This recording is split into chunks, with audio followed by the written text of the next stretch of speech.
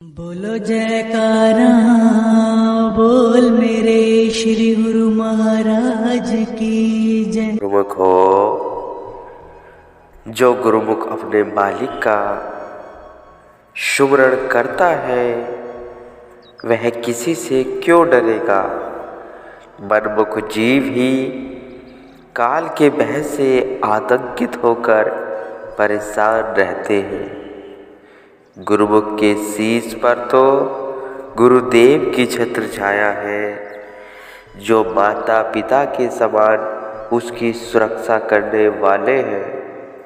श्री सद्गुरुदेव जी का दर्शन सब मनोरथ को पूर्ण करने वाला है तथा उनकी सेवा मन को निर्मल करने वाले हैं। गुरुमुख की पूंजी केवल मालिक का सच्चा नाम है, जो सत्पुरुषों की संगति में प्राप्त होता है।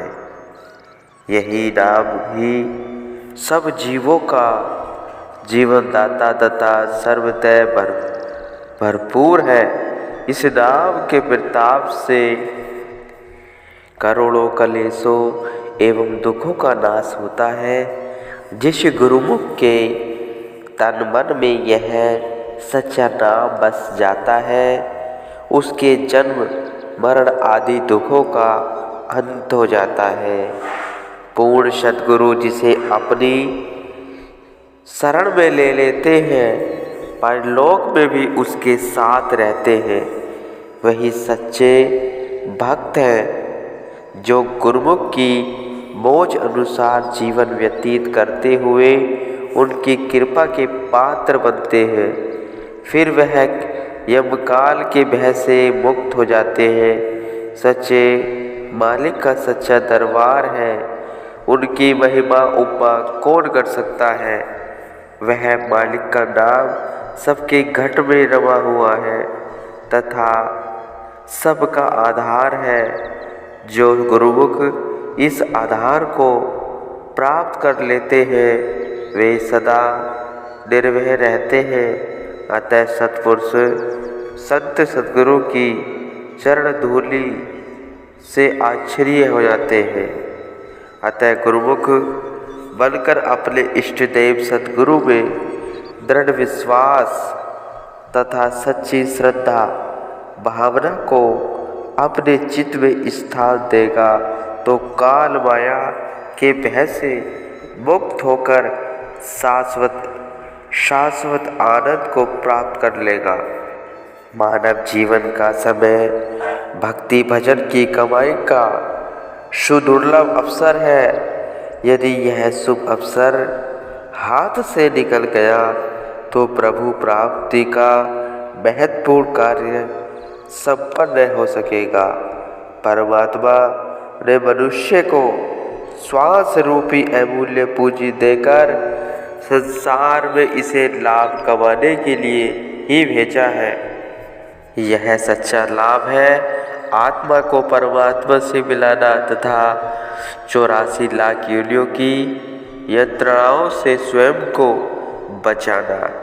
यदि यह काम अब न किया तो सिवा पश्चाताप के कुछ भी हाथ न पल्ले न पड़ेगा। महापुरुष जिताते हैं, वर्तमान समय से लाभ उठाना ही बुद्धिमत्ता का चिन्ह है। यदि इस समय में लाभ उठा लिया तो मालिक के दरबार में मुख उज्जवल होगा और संसार में आना भी सार्थक हो जाएगा। जिन्होंने भी भक्ति पद के उच्चतम सोपानों को पार किया, उन्होंने अपने चित्त का संबंध अपने इष्ट देव मालिक के चरणों से जोड़कर तथा अपने समस्त कर्मों को उनके चरणों में समर्पण कर ये अनन्य भक्ति पद की उपलब्धि की। यह कोई नई बात नहीं। इतिहास में ऐसे गुरुमुखों प्रेमियों के चरित्र भरपूर हैं। उन्होंने प्रेम भक्ति तथा परमार्थ की कमाई को ही जीवन का लक्ष्य जाना तथा इस उच्चतम आदर्श को दृष्टि में रखकर सांसारिक कार्य व्यवहार में दिल को न फंसाया। अपने लक्ष्य की पूर्ति के लिए अपना जीवन समर्पित कर दिया। यही कारण है कि उनके नाम इतिहास के पृष्ठों में उज्जवल है और सृष्टि के अंत तक रहेंगे। भगवान श्री कृष्ण चंद्र जी ने परम सखा अर्जुन को आदेश दिया, हे अर्जुन, सबसे चित्त का संबंध तथा आसक्ति त्याग कर एकमात्र मुझसे ही सुरति का संबंध जोड़ ले। यही वह सार तत्व है जिसे भक्ति परमार्थ का सिद्धांत का रहस्य कह सकते हैं। श्रद्धा, प्रेम और विश्वास की शक्ति एवं ज्वलंत शक्ति है जिसके द्वारा प्रेमी भक्ति अपने मालिक इष्टदेव को अपने बस में कर लेता है और अपने पास बुला सकता है। वह इसके द्वारा ही सत्य के दिव्य आलोक को घट में देख सकता है। भगवान श्री कृष्ण चंद्र जी ने अटल सिद्धांत दर्शाया, मेरे जिस मजहर पर ठहरते हैं इंसान एतिकाद, अपने उस मजहर से वर लाता हूँ मैं उनकी मुराद।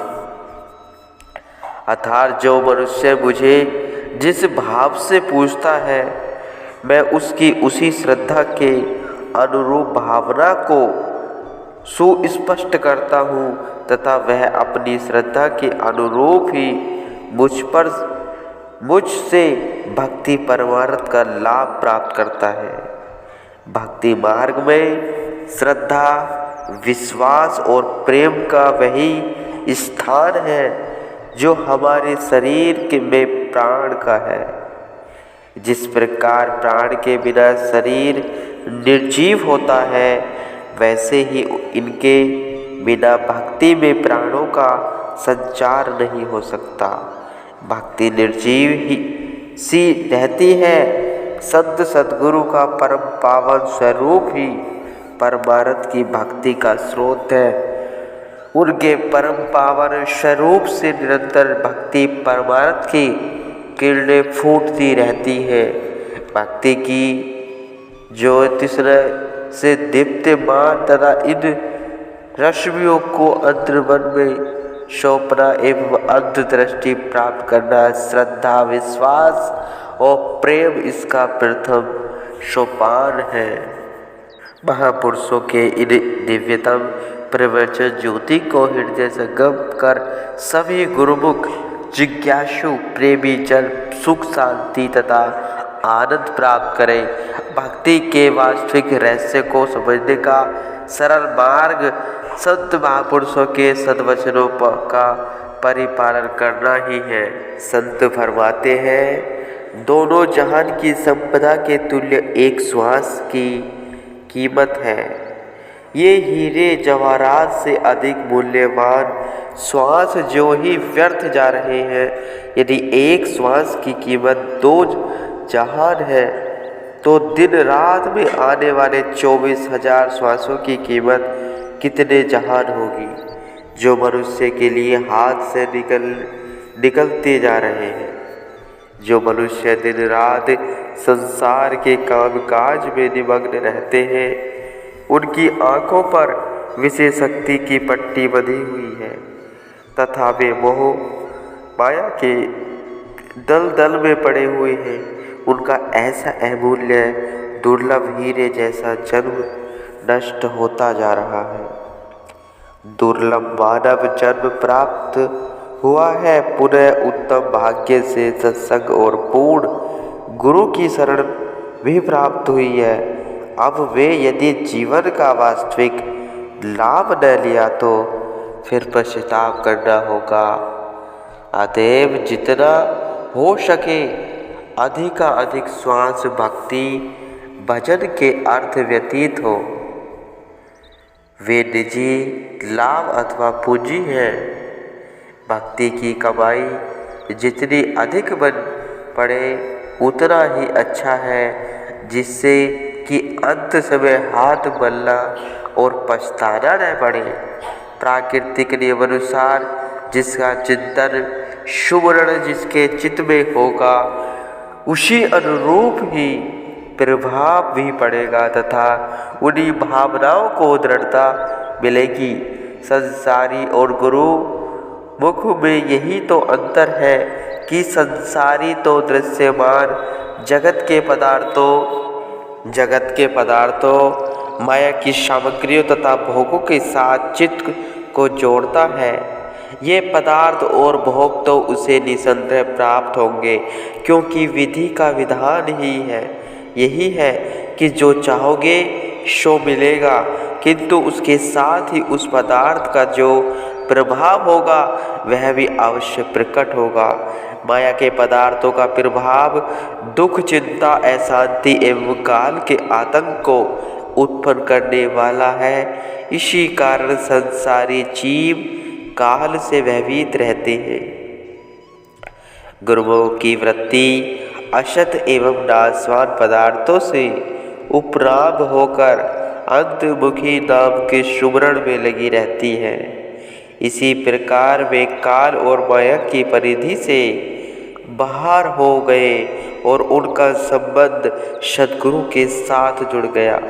यही वह स्थान है जहाँ काल और माया की पहुँच हो ही नहीं सकती। सत्पुरुषों के वचन है, से हम सुनते थे, हमने सद्गुरु को ठीक वैसा ही पाया।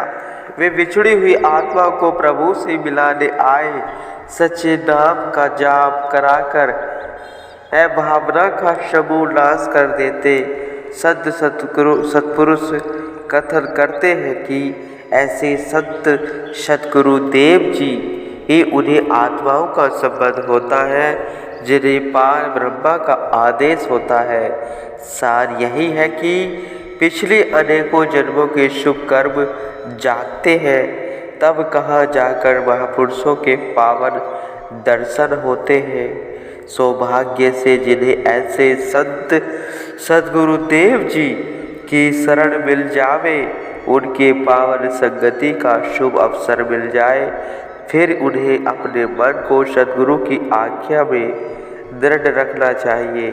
शेष सफल दायित्व सद्गुरु स्वयं संभाल लेते हैं।